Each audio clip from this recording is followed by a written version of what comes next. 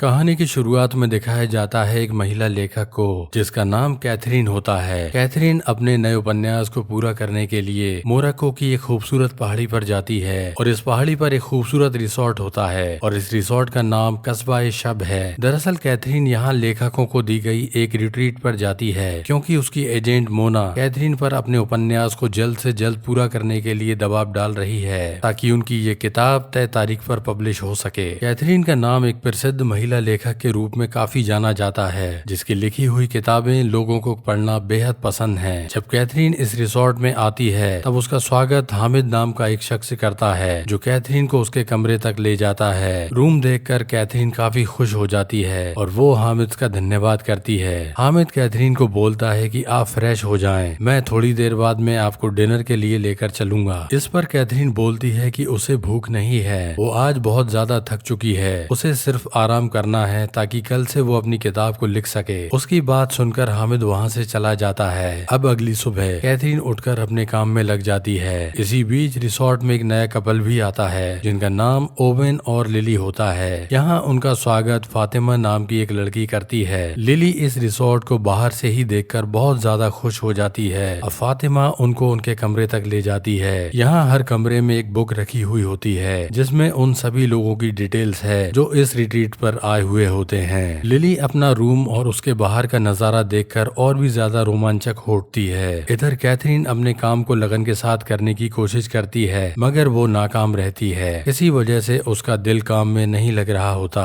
और तभी उसके नंबर पर कोई अनजान शख्स कई प्रॉपर्टी के कुछ फोटो भेजने लगता है जिसे देखने के बाद वो अपने बॉयफ्रेंड को कॉल लगाकर पूछती है कि मुझे अनजान नंबरों से प्रॉपर्टी के फोटो क्यों दिखाई दे रहे हैं। तब उसका बॉयफ्रेंड जो हाल ही में उससे अलग हुआ था कहता है कि अब तुम्हें अपने लिए अलग से घर ले लेना चाहिए। कैथरीन उसके साथ 14 सालों से रिलेशनशिप में थी। कैथरीन उसको कहती है कि यहाँ इतनी दूर में सुकून से अपनी बुक को पूरा करने के लिए आई हूँ और तुम मेरी मदद करने के बजाय ये सब बता रहे हो। तो इस पर कैथरीन का बॉयफ्रेंड बोलता है कि तुम्हारी मदद करना अब मेरी जिम्मेदारी नहीं है, अब ये सब तुम्हें अकेले ही देखना होगा। अब यहाँ पर सभी मेहमान आ चुके हैं, कई लोग आपस में भी बातें कर रहे होते हैं। लिली और ओवन भी इन लोगों से मिलने के लिए जाते हैं। लिली उन सभी लोगों को देखकर थोड़ा हिचक सी महसूस करती है और वह ओवन से कहती है कि ये सभी लोग बड़े बड़े राइटर हैं और मैंने तो सिर्फ एक छोटी सी बुक लिखी है। तब ओवन उसको हौसला देता हुआ समझाता है कि फिक्र मत करो, तुम भी एक दिन बड़ी राइटर बनोगी। और जल्द ही लिली उन लोगों से घुलने मिलने लगती है। इधर ओवन जो खुद एक राइटर नहीं था अपने आप को बोरियत से निकालने की कोशिश करता है। उसे समझ नहीं आता कि वो किससे और क्या बातें करे। रात के वक्त जब सब खाने की टेबल पर एक साथ मौजूद होते हैं तब एक राइटर ओवन से पूछती है कि तुम क्या लिखते हो। तो ओवन उसे बताता है कुछ भी नहीं, मैं दरअसल एक फाइनेंस कंपनी में काम करता हूँ और यहाँ अपनी गर्लफ्रेंड लिली के साथ आया हूँ। तब वहाँ मौजूद बुजुर्ग राइटर ओवन को बोलती है तुम सिर्फ इसके लिए एक टाइम पास हो जिस तरह से ठंड में एक टॉवल होती है। उस महिला की बात सुनकर ओवन काफी निराश हो जाता है। तब लिली उसको समझाती है कि तुम उनकी बातों पर ध्यान मत दो और वो इसी तरह का लिखती भी हैं। और फिर ये सभी लोग अपने अपने रूम में सोने के लिए चले जाते हैं। आधी रात का वक्त है और कैथरीन के कमरे में पानी नहीं आ रहा और वो पानी लेने के लिए अपने रूम से बाहर निकल जाती है, लेकिन पानी लेकर लौटते वक्त वो यह भूल जाती है कि वो कहाँ से आई थी। तभी एक छत पर उसे ओवन दिखाई देता है जो अपने रूम में कम नेटवर्क आने की वजह से टेरेस पर चढ़कर अपने क्लाइंट से बात कर रहा होता है। तब कैथरीन उससे पूछती है क्या तुमने मुझे देखा था कि मैं किस तरफ से आई थी। तब ओवन उसे बताता है कि नहीं, मैंने तुम्हें नहीं देखा। इसके बाद ओवन खुद नीचे उतरकर कैथरीन को रास्ता दिखाते हुए उसे उसके बेडरूम तक ले जाकर छोड़ देता है। अगली सुबह कैथरीन हामिद से रूम में पानी न आने की शिकायत करती है और साथ ही कहती है कि मुझे कोई एकांत वाली जगह चाहिए जहां मैं सुकून से अपनी बुक को पूरी कर सकूं।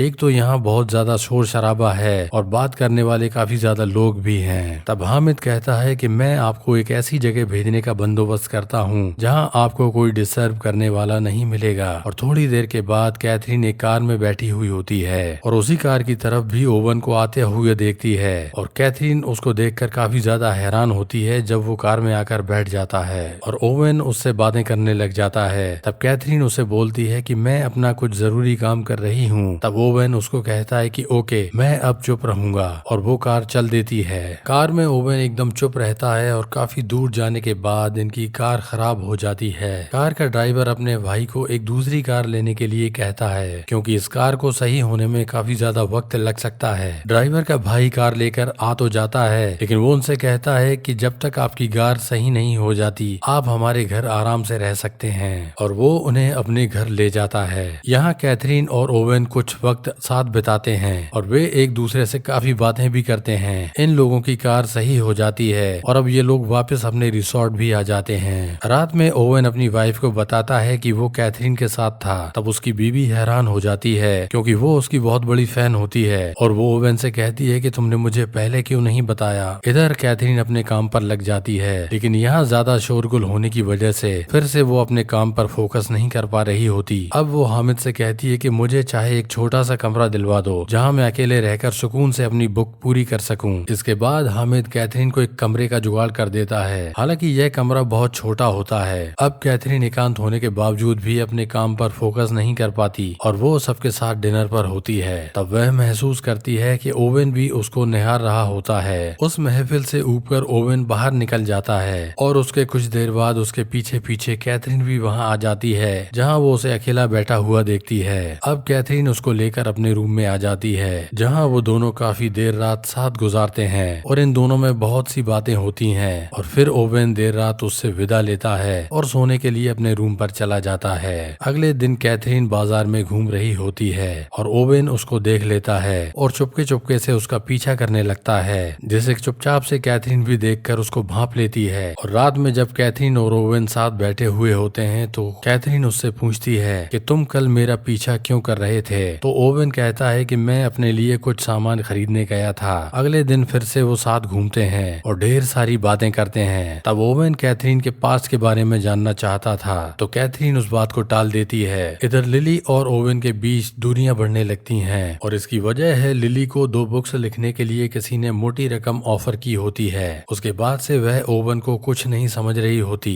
और इस बात का एहसास ओवेन को भी हो चुका होता है। अगले दिन लिली और ओवेन में काफी बहस होती है, जिसे कैथरीन सुन लेती है। उसी रात ओवेन अकेला बैठा हुआ होता है, जिसे देखकर कैथरीन उसके करीब आ जाती है और उससे पूछती है कि क्या हुआ, लेकिन ओवेन उसकी बातों को नजरअंदाज कर देता है और उसके करीब आने की कोशिश करता है, लेकिन तभी कैथरीन उसको एकदम से रोक देती है। इधर लिली ओवेन से कहती है कि शायद हम एक दूसरे के साथ खुश नहीं हैं, और ये दोनों बातें कर रहे होते हैं। इतने में ही लिली के स्क्रीन पर एक मैसेज आता है जो लिली के एक नए बने राइटर बॉयफ्रेंड ने भेजा था, जो लिली की ही बिना कपड़ों की तस्वीर थी, जिसे देखकर ओवेन समझ जाता है कि अब इस रिश्ते को खत्म कर देना ही बेहतर होगा, क्योंकि लिली किसी और के साथ रिलेशनशिप में थी। अब ओवेन पिछली रात की गई अपनी गलती की माफी मांगने के लिए कैथरीन के पास जाता है और उसे बोलता है कि कल रात जो कुछ भी हुआ उसके लिए मैं माफी मांगता हूँ और अब मैं यहाँ से जा रहा हूँ। अगर तुम चाहो तो मेरे साथ चल सकती हो। और फिर कैथरीन भी उसके साथ बिना सोचे समझे चल देती है। अब ये दोनों जगह जगह एक साथ घूमते हैं और रूम में भी वक्त साथ बिताते हैं और दोनों को एक दूसरे का साथ बहुत अच्छा लगने लगता है। अगले दिन कैथरीन और ओवेन समंदर के किनारे बैठकर बातें कर रहे होते हैं। तभी चुपके से एक चोर पीछे से आता है और कैथरीन का पर्स लेकर भागने लगता है। तब ओवेन उसका पीछा करने की कोशिश करता है, लेकिन वो नाकाम रहता है और वो चोर अपने किसी दूसरे साथी के साथ बाइक पर एकदम से भाग निकलने में कामयाब हो जाता है। इस पर्स में कैथरीन की लिखी हुई बुक के पेज होते हैं, जिसका कैथरीन के पास कोई बैकअप भी नहीं होता और ये उसकी 2 साल की कड़ी मेहनत होती है। वो दोनों उस बुक को ढूंढने की काफी कोशिश करते हैं, लेकिन कोई फायदा नहीं होता।